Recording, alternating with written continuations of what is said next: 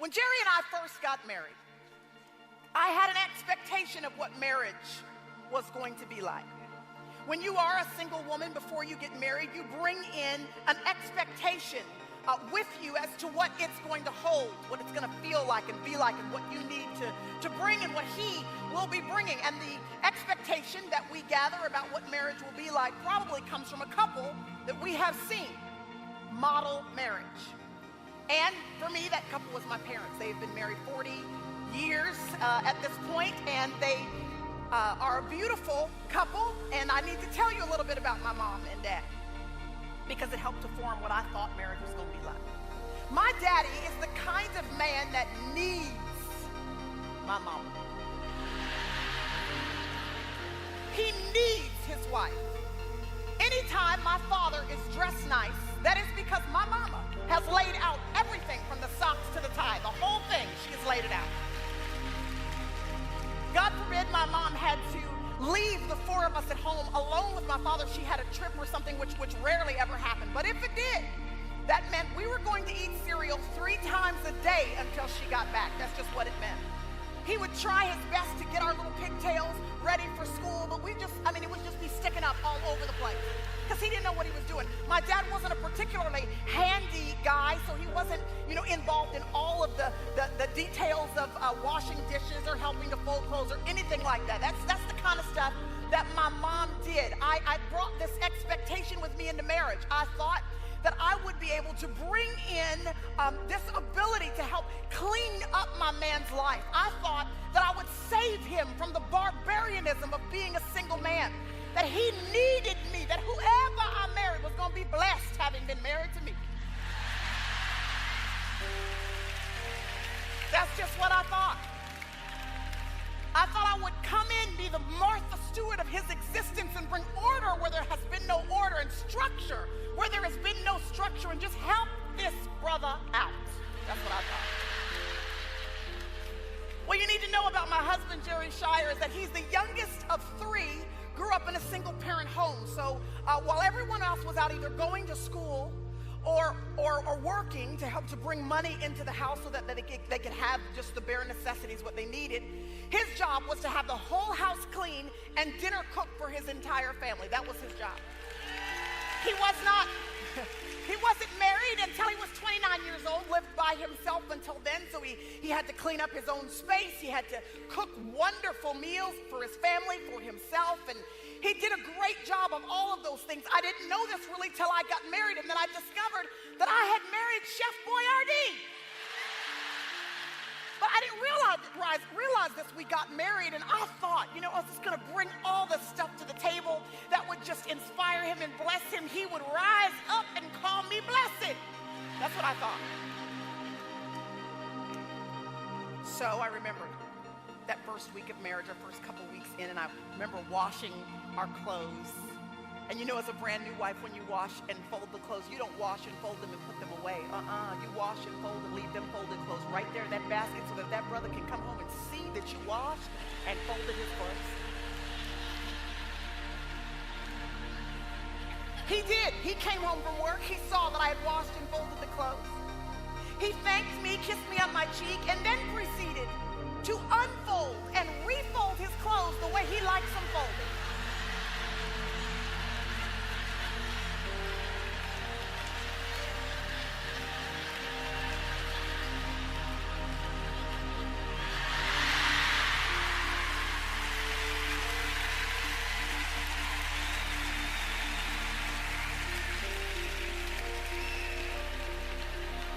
Y'all, he didn't know who he was messing with. I married the kind of guy that when I would make the bed early on in our marriage, he would come up beside me and say, hey, let me help you with that. Do you know how to do hospital corners? I'd never even heard of a hospital corner. I didn't know what that man was talking about.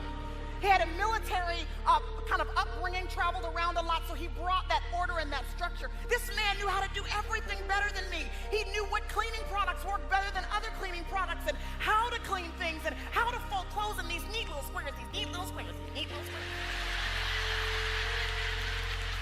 I am married to a man that knows how to make a peach cobbler from scratch.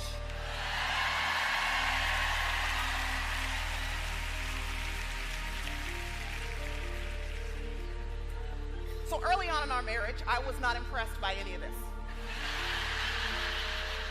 I am now. But I wasn't impressed because I was bringing what I thought was going to be my best to the table of what would be needed in this environment, in this relationship, but it really wasn't after all. I felt discouraged and a bit insecure. I felt intimidated by the whole scenario. I didn't know what my place was anymore because what I was bringing wasn't necessarily what seemed to be needed in the environment, this new environment that we were in. And I remember feeling so devastated about it then. And I did the only thing that I knew to do. I called my mama. I did. I called my mom. I got her on the phone. I told her the story just like I told you a few moments ago. And she said to me what many of you are thinking right now. She said, girl, she said, you better put your feet up on the couch and let that man cook and clean.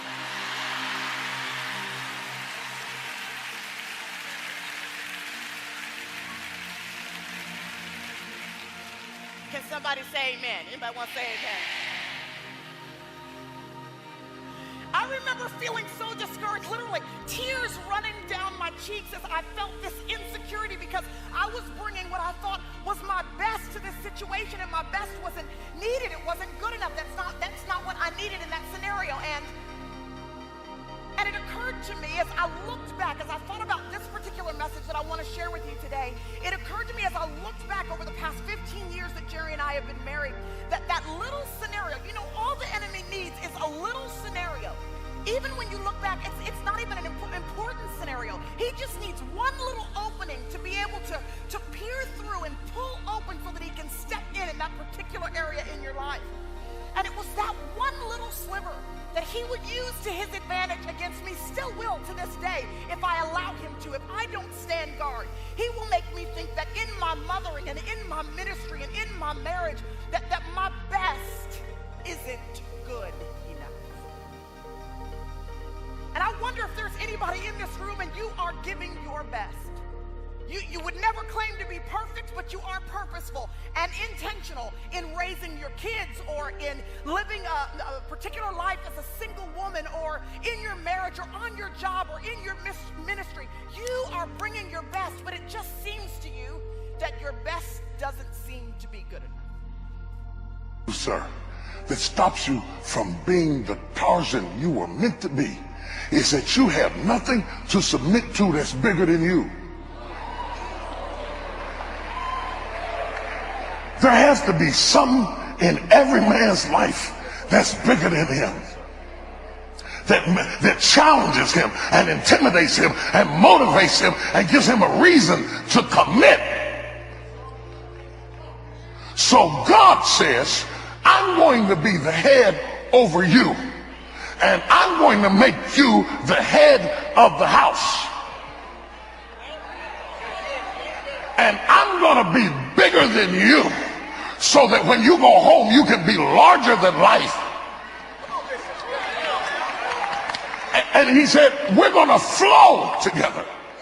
When she is overwhelmed and stressed out and at her wit's end and can't make it another minute, she can come to you and cast her cares on you. And you can tell her, don't worry about it, baby. We gonna make it through this. But when all hell is breaking loose, you can come to me and I will lay my hand on you and say, don't worry about it, Daddy. We gonna make it through this. And when I get a word from God, I can say, baby, I got a word from God.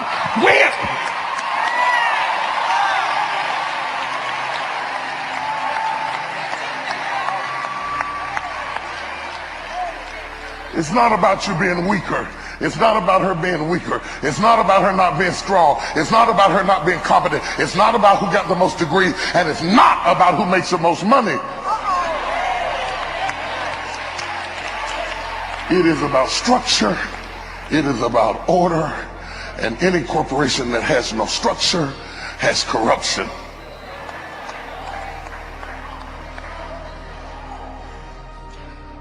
So God says two things happen.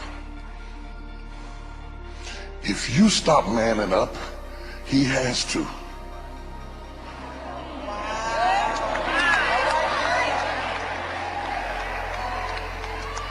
But if you man up, then you become mama, and he gets to stay forever a little boy.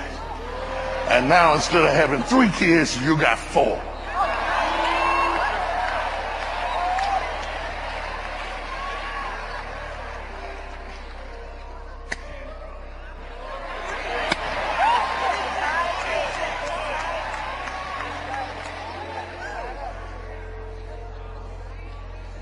What I was trying to get you to see with the conjoined twins is how they had to work together to do normal stuff, that they were figuratively flawed,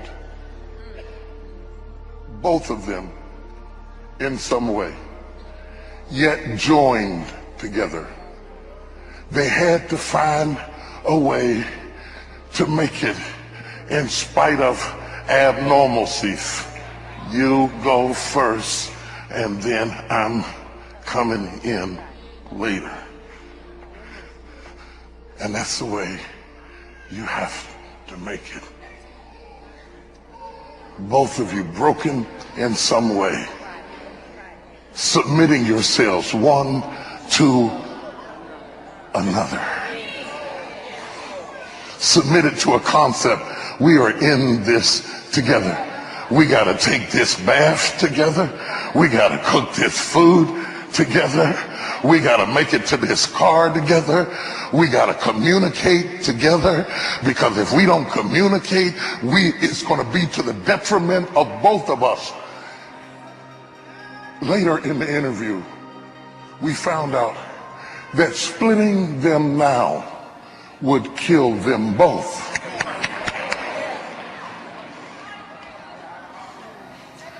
I realize divorce is highly popular and it looks good, but please hear me.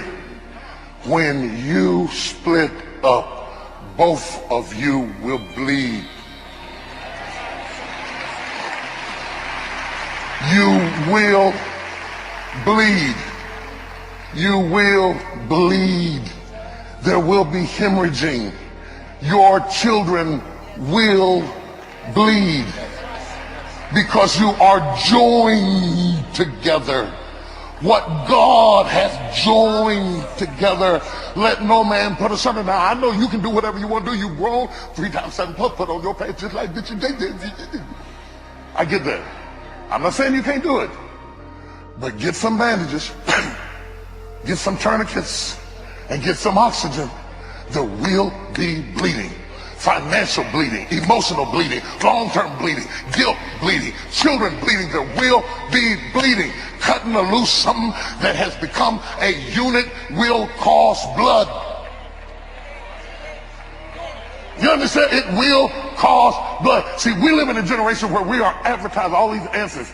Oh, if you're too big, come on, we'll cut your stomach out. If you don't like your teeth, we'll pull your teeth out and make you the smile of your dream. We get whatever we want, however we want it, whenever we want it, anywhere but life. Life is not like teeth. You can't pick out the smile you want.